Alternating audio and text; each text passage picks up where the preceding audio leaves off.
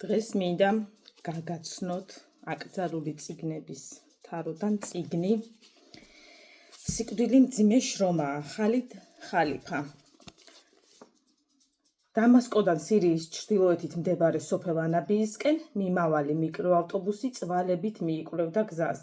მანქანაში გვამი, ორი კაცი და ერთი ქალია. კაცი არის მამა. ორი შვილი, ბიჭი, ერთი ქალიშვილი, გოგონა.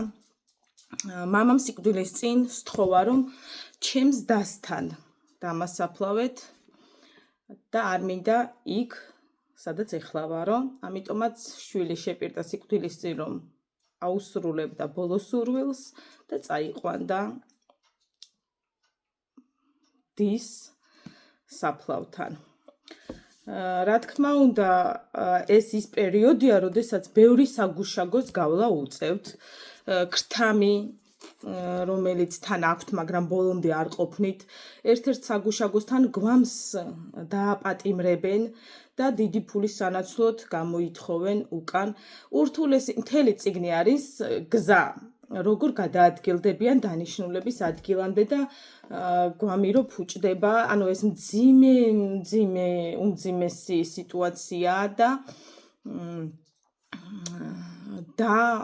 იმიტომ უნდა დის გვერდით დაკრძალვა, რომ მოგეხსენებათ ქალის უფლებები რამდენად შეზღუდულია იქ და როდესაც და აიძულეს, რომ გათხოვილიყო ქორწილის დღეს, დამ გადაისხა ბენზინი და თავი დაიწვა და ძმას ალბათ სინდისის ქენჯნას გრძნობდა, რადგან ვერ დაეხმარა გარდაცვლილს და წიგნში ეს ამბავი გადმოცემული არის როგორც გმირობა და ამ გარდაცვლილის ძმა, რომელიც უკვე ასაკშია და მხოლოდ ის ღარის დიდი თაობიდან დარჩენილი, იძახდა, რომ არ მინდა ჩვენი დის მაგალითი იქცევს შეყვარებულებისთვის მაგალითიო, იმიტომ რომ ვინც დაუჯერებდა მათი ნების გარეშე ქორწინებას, ყველა ქალბატონი ხომ თავს დაიწოვდა, ამიტომაც ცდილობდნენ, რომ ეს ამბავი დავიწყებას მისცემოდა და დაემალათ მაქსიმალურად.